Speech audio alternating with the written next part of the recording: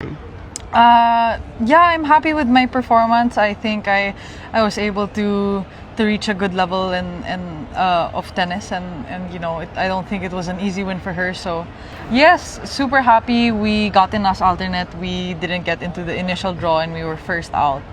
And we got the news today, so I'm really happy to stay here at Rome and have a couple more days playing at this level. Yes. Yeah. Hindi mananalo si Alexandra Eala laban kay Elena Rybakina sa Italian Open 2026. Pero viral ngayon ang kaniyang post-match interview matapos niyang magpakita ng matinding confidence at fearless mentality laban sa world number 2. Sa score na 6-4, 6-3, marami ang nag-akalang magiging madaling panalo lang ito para kay Rybakina. Pero kabaliktaran ang nangyari. Sa halip na matinag sa malaking pangalan ng kalaban, ipinakita ni Alex na kaya niyang makipagsabayan sa elite level ng women's tennis. At pagkatapos ng laban, lalo pang humanga ang fans sa kanyang interview nang diretsahan niyang sabihin, "I'm very happy with my performance today. I don't think it was an easy win for her." Yeah, I'm happy with my performance. I think I was able to reach a good level of tennis, and I don't think it was an easy win for her. So Boom. Parang isang fearless statement yon mula sa batang Filipina star na unti-unti nang nagiging malaking pangalan sa WTA Tour. Hindi mayabang. Hindi disrespectful, kundi confident lang sa ipinakita niyang laban. At totoo naman, walang bagel, walang breadstick. yeah, of course, things to work on and learnings from this match, but I think I'm in a good way. Yeah, sabi. At halos every set ay pinahirapan niya ang isa sa pinakamalalakas na players sa buong mundo. Mas kumanda pa ang balita para sa Team Eala fans dahil kahit tapos na ang kanyang singles campaign, tuloy pa rin ang doubles journey niya kasama si Hailey Baptiste. Kaya habang viral ang kanyang laban kontra Rybakina, may panibagong excitement na namang inaabangan ng mga Pilipino. At ngayon, isang bagay ang malinaw. Hindi na basta prospect si Alexandra Eala. Unti-unti na siyang nagiging tunay na superstar ng world tennis. She hits a good ball, so it's very difficult. I think, of course, power sometimes being aggressive is really my game, but in the end, she's 2 meters and she so it's difficult. It's difficult, but I think today I did what I could, and yeah, I'm happy. Yes. Pagkatapos ng laban kontra kay Elena Rybakina, hindi scoreline ang pinag-uusapan ng tennis fans sa social media, kundi si Alexandra Eala. At lalo na, yung confidence niya pagkatapos ng match. Dahil matapos niya makipagbakbakan sa world number 2 sa Rome, hindi siya nagsalita na parang durog o intimidated. Sa halip, kalmado, composed, at proud pa siya sa ipinakita niyang performance. No, I think I moved well today, and I took my chances when I needed to. I'm very happy with this week because I do see the improvement on clay court.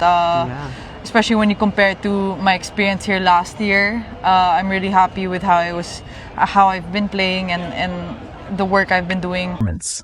Sa viral post-match interview niya, sinabi mismo ni Alex, "I'm very happy with my performance today. I was able to reach a good level of tennis." At doon pa lang, ramdam mo na agad yung pagbabago sa mentality niya.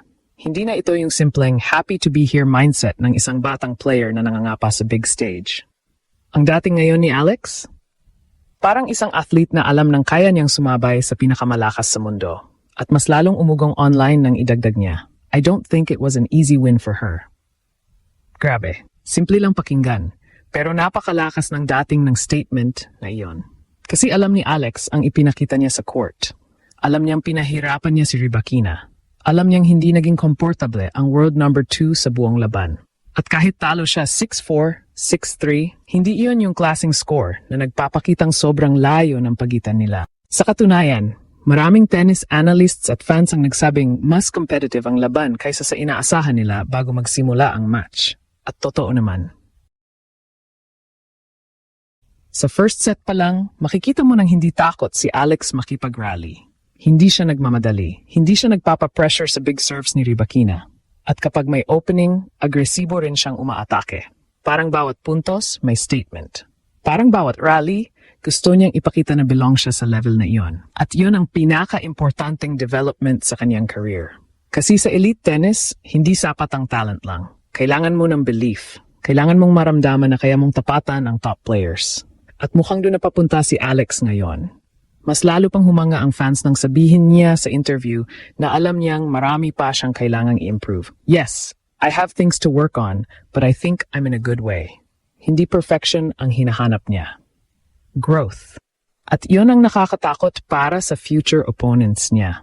Dahil kung ganito na siya ngayon laban sa World No, paano pa kakapagtuluyan ng nag-mature ang kanyang game? Hindi na pagtataka kung bakit maraming Pinoy fans ngayon ang nagsasabing hindi na malayo ang top 10.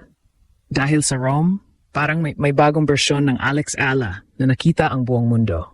Mas fearless, mas mature, at mas handa ng lumaban sa pinakamalalaking pangalan sa WTA Tour. Habang umiikot online ang viral clips ng laban nila ni Alexandra Ayala at Elena Rybakina, isang bagay ang paulit-ulit na sinasabi ng mga fans. Hindi mukhang takot si Alex. At yun ang pinaka-nakagulat sa lahat. Kasi isipin nyo, kaharap mo ang world number 2. Isa sa pinakamalalakas mag-serve sa women's tennis. Grand Slam champion. Veteran ng biggest stages sa mundo. Pero si Alex, hindi umatras. Hindi nagmukhang intimidated. Sa halip, parang mas lalo pa siyang ginanahan habang tumatagal ang laban. Makikita iyon mismo sa body language niya.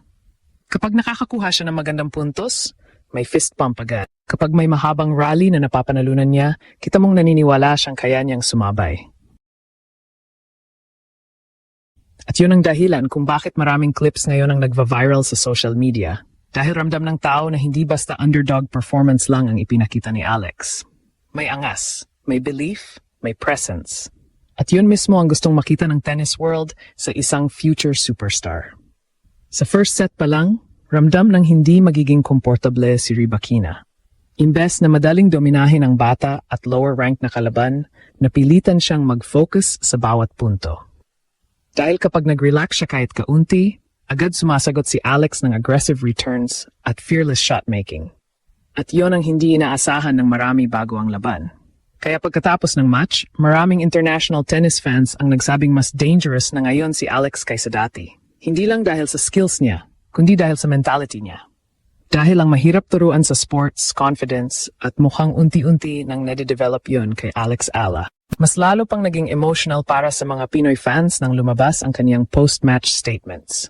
Habang karamihan sa athletes ay nade-demoralize matapos matalo sa top players, iba ang naging approach ni Alex. Hindi siya nagdrama, hindi siya naghanap ng excuses. Sa halip, proud pa siya sa ipinakita niyang laban.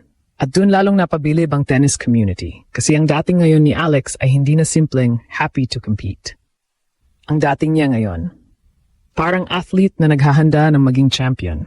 At may isa pang malaking dahilan kung bakit lalo pang sumaya ang Team Ayala supporters. Dahil kahit tapos na ang kaniyang singles run sa Rome, tuloy pa rin ang kaniyang doubles campaign kasama si Hailey Baptiste. Ibig sabihin, hindi pa tapos ang kaniyang Italian Open story. May pagkakataon pa siyang gumawa ng panaybang ingay sa doubles bracket habang mainit pa ang momentum at confidence niya mula sa laban kontra Rybakina. At sa totoo lang, malaking bagay iyon. Dahil habang mas maraming high-level matches ang nalalaro ni Alex, mas lalo siyang nagiging dangerous player sa WTA Tour. Parang bawat tournament ngayon, may bagong level siyang naabot. At kung ganito na siya ngayon laban sa world number 2, nakakatakot isipin kung gaano pa siya kalakas pagdating ng susunod na mga taon. Ngayon, mas malinaw na kung bakit maraming tennis fans at analysts ang nagsisimulang tawaging future superstar si Alexandra Ayala. Hindi lang dahil talented siya, hindi lang dahil mabilis siyang umangat sa rankings, kundi dahil unti-unti nang lumalabas yung pinakamahalagang weapon ng elite athletes, mentality. At iyon ang nakita ng buong mundo laban kay Elena Rybakina sa Rome. Kasi maraming players ang magagaling kapag kalaban nila ay lower-ranked opponents. Pero kakaunti lang ang kayang manatiling composed kapag kaharap na nila ang isa sa pinakamalaking pangalan sa sport. Madalas, doon lumalabas ang kaba. Doon nawawala ang confidence. Doon bumibigay mentally. Pero hindi yun nangyari kay Alex. Sa halip, parang mas lalo pa siyang tumapang. At yun ang pinakamalaking takeaway sa laban na ito.